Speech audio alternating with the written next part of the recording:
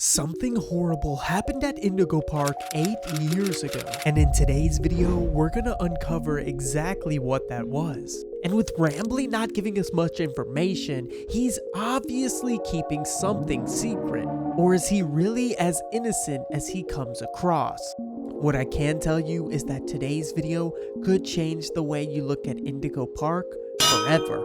So if that sounds good to you, grab your popcorn and a drink, and let's go ahead and take a deep dive in. So at the beginning of the game, we obviously see a newspaper article that says that local park sudden closure, Indigo Park suddenly evacuated, still awaiting information from the authorities. Now, this is interesting enough, but our conversation with Laura actually gives us more information on this. She says, and I quote, "I'm looking it up now, and there's like no info online about it. It's probably swarming with cops too. Not to mention, it's covered with do not enter signs if you look at the camera view of our character entering the park." Now, if you ask me, this is a lot more than meets the eye. This is no random bankruptcy. This was something much more sinister. And the park was left abandoned. Or was everyone inside of it mysteriously killed? Now, one thing I do want to point out is that I no longer suspect Rambly is the antagonist of this story. Unique Geese has said many times himself that Rambly just has the mind of a child, and sometimes his innocence gets the best of him. We know, based off what he tells us, that he's been locked away at the front entrance for quite some time. And towards the end of the game, he even mentions that he didn't realize just how bad the park had gotten. Now, of course, this could all be a lie, but I don't take him to be a liar. Based off what Unique Geese had said on his live stream, Rambly looks at the world through a child's eyes, and that does explain the way he handled Molly Macau's death. Initially, you would think if your best friend had just got her head decapitated in a door that you were controlling, you would be acting a little bit different, but instead, he puts the guest first, as his programming should, not only apologizing for our experience up until that point, but also admitting how dangerous the park has become. This isn't because he didn't care about Molly, but his programming is so innocent that he almost wiped the thought of her death away from his memory in total. He doesn't see her death as physical, but instead just her not being there anymore. In fact, what happened at this park is actually not his fault at all, as Rambly was never a mascot to begin with in the park. He was programmed to give you the absolute best day possible at the park, that including sign up at the front desk and basically giving you any information or help along the way in your day at Indigo Park. He also served as the cute and cuddly mascot similar to that of Mickey Mouse, but I don't believe he had a physical mascot form of himself. However, he did have a human version of that said mascot. We find the mask to such mascot at the end of the game, right after the chase with Molly Macau, and when taking it to the information kiosk, we get this very interesting message. Whoa, where'd you find that? I've never seen anyone wearing one. Pretty snazzy. Ooh, looks like there's an audio recording tagged with costume in my database I've never noticed before. Let's listen. Hey Jackson, you hear about the new mascots? Yeah, think it'll put us out of a job? I think so. Old sport. And right after we got this damn raccoon costume. Man, screw this place. I said we get our asses out of here and go straight to Vegas. Aw, come on. They didn't even document the Indigo inventory ID for the costume. I was really looking forward to that. What a useless recording. Deleted.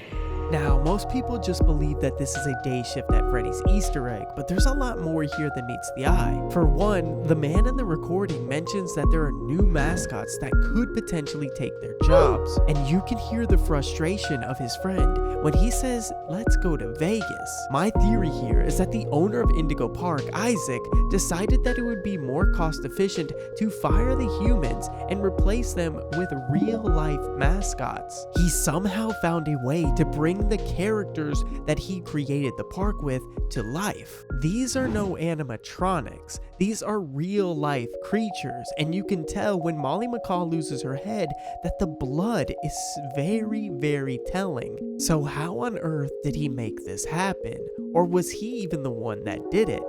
There's a few theories that could go on here.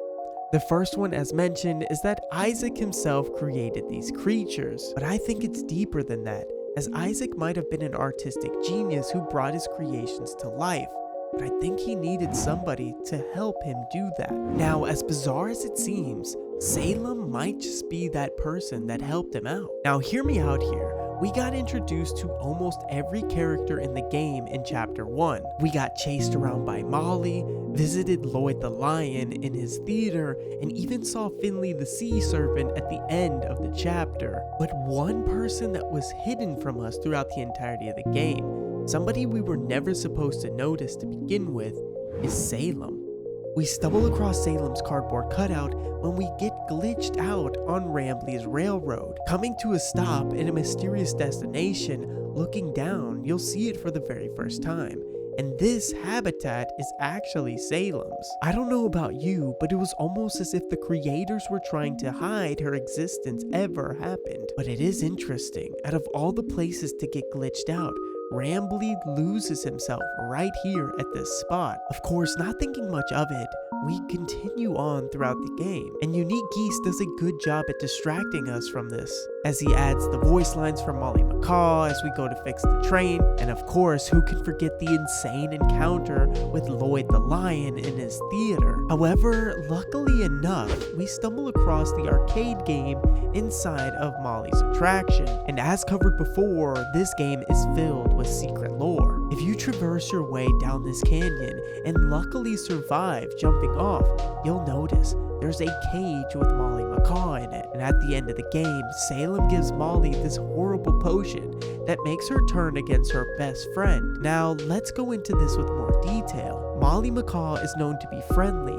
happy-go-lucky, and a little bit ditzy to say the least. She's even the protagonist's mom's favorite character. But notice, at the end of the game, she goes absolutely berserk, willing to put her own life at risk in order to get between the door and our body. A blood-hungry version of a character that we just never seen this side of before. And that's where my theory comes into play. I believe that Salem is the reason that all of the characters inside of Indigo Park have now lost their minds entirely.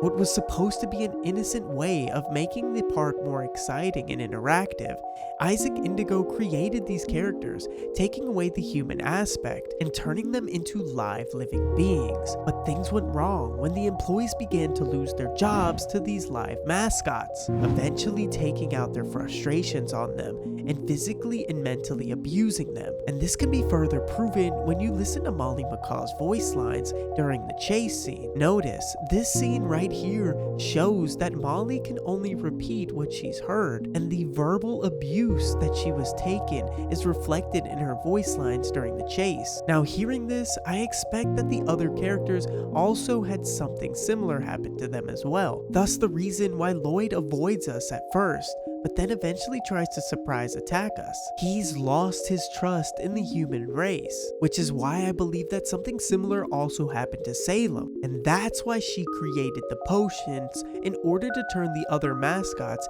into evil versions of themselves and attack the humans who have created such pain for them. And that's why the Molly Macaw that we see at the end of the game looks nothing like the one in the cardboard cutout. She has lifeless eyes, almost as if she's lost the joy and happiness in them, very similar to the purple version of her that we see in the arcade game. Somehow Salem found a way to give these potions to the characters in real life, turning them against the humans and creating something horrible. This incident probably reflected somewhat like the Hour of Joy in Poppy Playtime.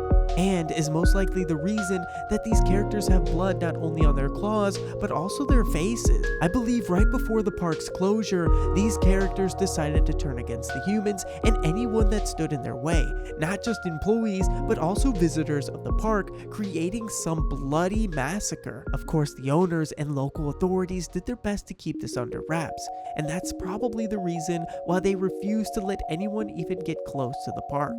However, with our character being very interested in something to do with his mother, that is probably why he needs to get in, as I think his mother was either an employee of the park or somebody who just happened to be visiting the day that it all happened. And that's also the reason why he makes a note when it comes to Finley being potentially replaced. Obviously, there's a lot more to this park than meets the eye, and I cannot wait to uncover the rest of these secrets. But hopefully you guys enjoyed today's video. If you do want to see some more video breakdowns just like this, do me a big favor. Make sure you hit that like button, hit that subscribe button, and please comment down below what you think took place at Indigo Park and why it's been closed for 8 years. We obviously know that we're going to be getting a lot more information in regards to Finley in Chapter 2, and maybe that will help us understand what exactly took place here. But regardless, guys, thank you again for all love and support, and I'll see you in the next one. Until then, peace out!